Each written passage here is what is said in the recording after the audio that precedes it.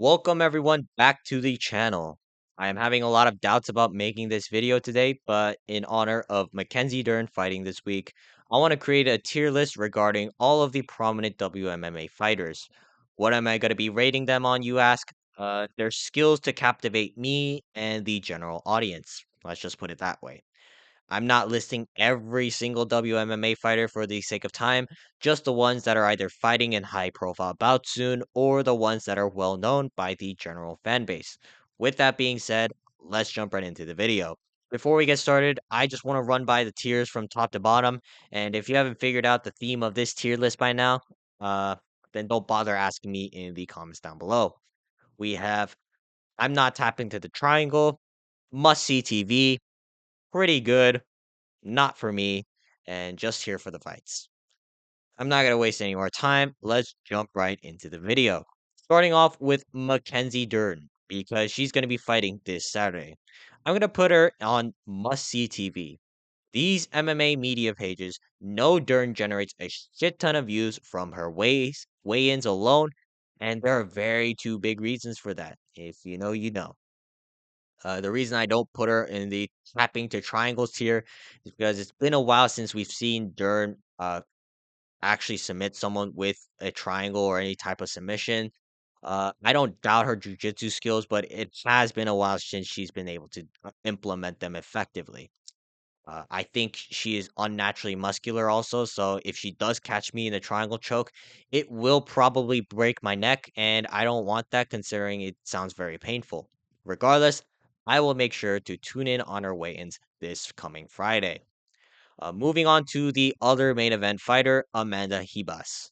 I'm going to put her in the pretty good tier. Compared to the average woman in the strawweight and flyweight division, Hibas has some skills, but every time she loses, she looks like she's on the verge of tears, and I kind of feel bad watching her fight sometimes.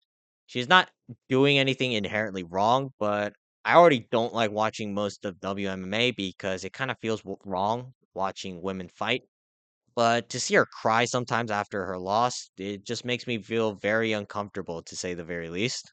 But still, she is a pretty good fighter, and regardless of what happens after this fight, I hope she does well throughout the rest of her career. We're gonna move on to Zhang Wei Li. I'm just here to watch her fight. She's a hell of a great fighter, but outside of her knowing how to beat the shit out of every woman on the strawweight roster, I don't really see her captivating audiences outside of her fighting skills. She is funny at times, but recently she started promoting Chinese propaganda, which I don't believe fans are interested in hearing. And also, she's fighting once a year at most. And if it wasn't for her skills, I don't think people would know much about her because she just does not fight often enough to be in the public eye.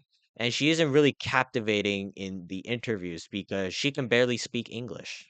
Not completely her fault, but I'm just pointing out that it's really hard for me and the general fan base to follow Zhang Wei Li outside of the week that she is fighting.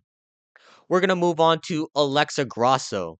I need her to be my jujitsu instructor. She choked out Valentina Shevchenko. That is hella impressive.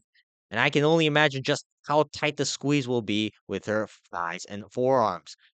Grasso has some of the best guard work I've seen, and if we ever roll on the mats, I can see myself being easily submitted via triangle off bottom or getting caught in a guillotine. Ultimately, there's nothing I can do except submit defeat, so I need her to be my jujitsu instructor. We're gonna move on to Valentina Shevchenko. Personally, not for me. She is one of the greatest fighters ever, but as someone who's never extensively followed her prime, I don't care to watch her fights that much right now.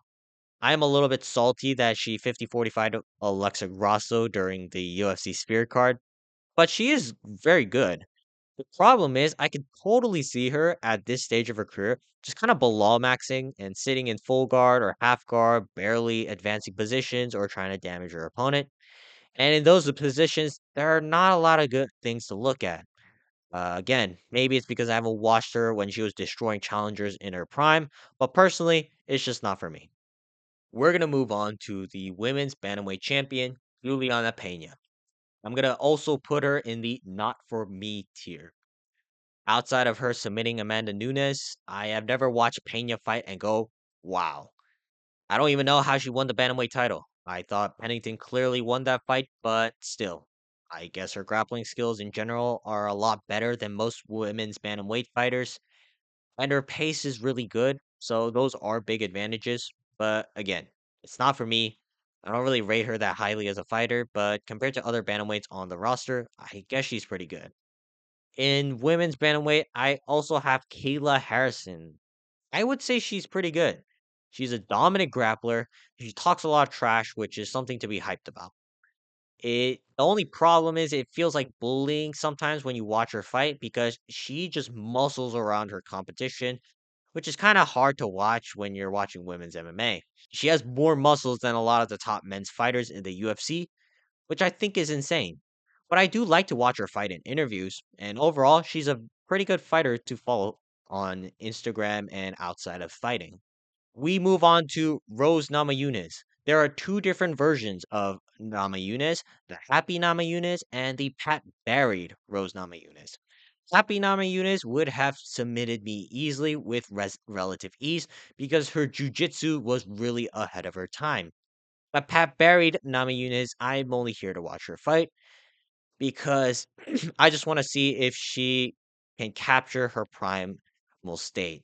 I guess in a way, it's kind of depressing because that's the only reason I'm tuning into her fights. She doesn't look like she wants to be there at this point. It was pretty evident when she fought Erin Blanchfield or Amanda Ribas. And it's just sad to see Nama Yunus in such a state, considering where she was at in her prime. Let's move on to Tatiana Suarez. She's pretty good. My main gripe about her, however, is that she does not fight often whatsoever to be in the public eye. And at times, I even forget that she's on the roster. And I don't really remember how most of her fights play out. But she is a really good fighter. She is undefeated. I'm just not so sure because she hasn't fought in so long. So hopefully, she can put on a good show for the fans next month at UFC 312. Moving on to Manon Fiorot, the next challenger for the women's flyweight title.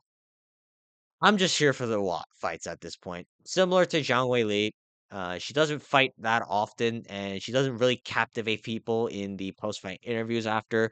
But relative to her competition, she is actually very good.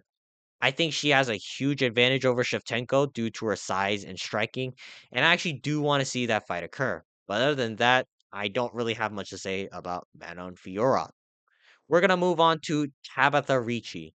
She is must-see TV. Her weigh-in shows attract over 400,000 views on YouTube alone because the camera work is very high quality when it comes to Ricci's weigh-ins.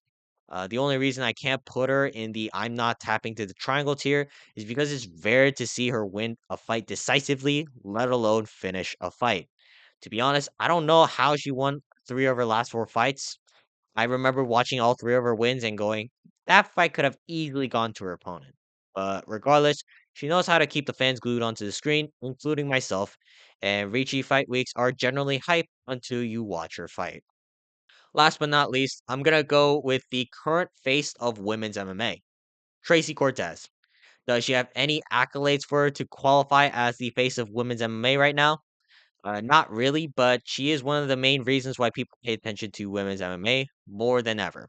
Her last performance against Rose Namajunas was a little bit stinky. However, she proved to be a quality submission expert in the past. Just like Grosso, she has some dangerous guard work, and I don't know if I'll be able to escape her triangles and omoplatas from bottom position. And when she gets on top, like heaven forbid, there's just no way I can escape. Regardless if she wins or loses, she is a face that everybody recognizes due to her fun personality and her funny Instagram skits. Okay, I'm ending this here for today. Let me know if I missed any of your favorite women's MMA fighters in the comments down below, and let me know where you would rate them on this tier list. With that being said, I will see you guys next time. Peace.